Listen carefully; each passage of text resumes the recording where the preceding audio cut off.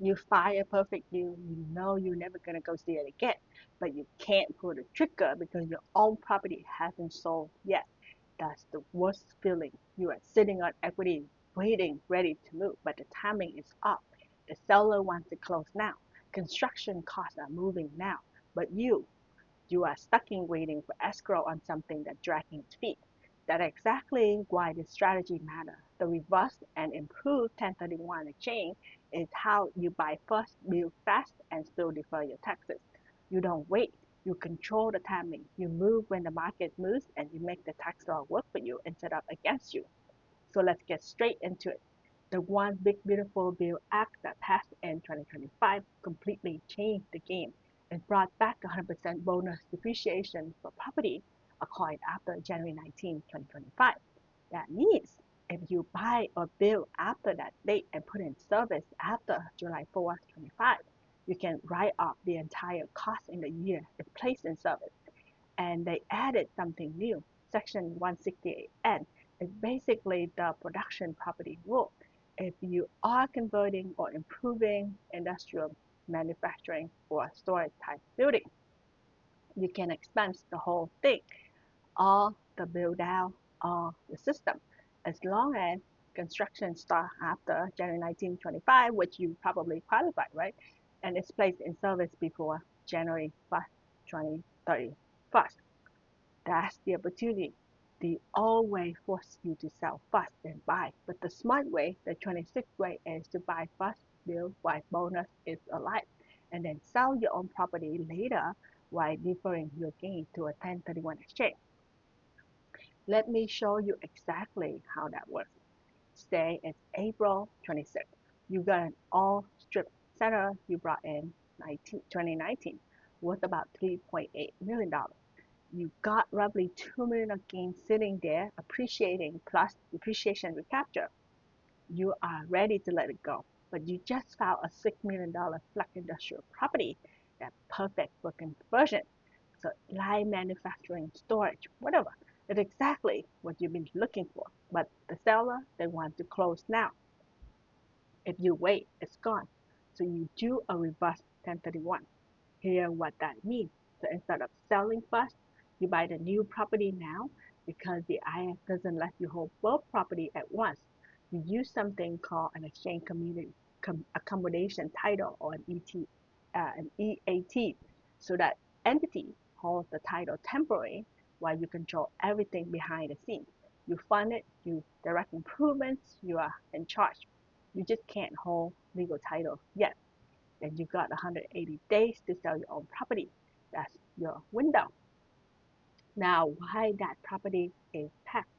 You don't wait time. You start improving it right away. New HVAC, electrical upgrade, dark door, lighting, paving, all the real stuff that make property usable. If you complete those improvements and play them in service in 2026, you got 100% bonus depreciation.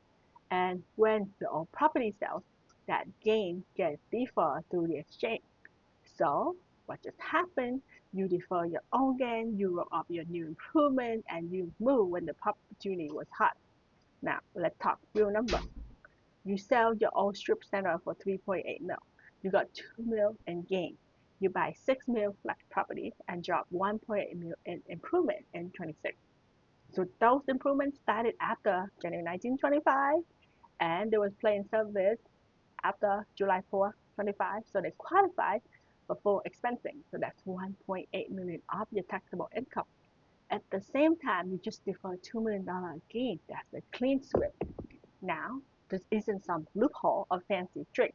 This is the same tax code everyone has access to.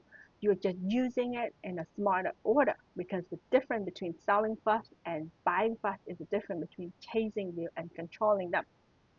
Let me say that again because this is the mindset shift. The old 1031 makes you reactive. The reverse and improved 1031 make you strategic. With the reverse structure, you're not waiting around for a buyer to show up or a deal to stay on the table. You are taking control. You're saying, I want this property, I'm buying it now, and I'm handling the sale of my own one later. And because you're working within the 180 days window that's completely compliant. That's why developers and investors love this move. It gives you freedom. You can close when the deal is right and still get the tax deferral. Let's walk through a deal timeline so it's clear. From April to June 26, that's your time to identify and pack your replacement property. Pick something you can control and improve fast, like a flat or industrial property where bonus depreciation actually means something. From July to December 26, that's your build out window. You complete improvement, get them placed in service, and capture the 100% bonus depreciation. On October 26, you close on your sale, wrap the exchange, and roll everything forward. And if you are working on a bigger project, something that takes longer to build, you still have time. Section 168N gives you until January 1st, 2029 to start construction and January 1st, 2031 to place it in service.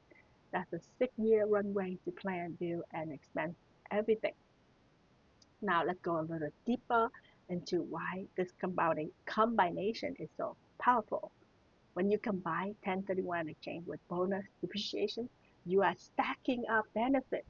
You are not just deferring the tax from your sale, you are creating a brand new deductible deduction on the new project. One move lock in deferral, the other wipes out the current year income. So that two wins in one transaction. You got money that already working for you in a new property.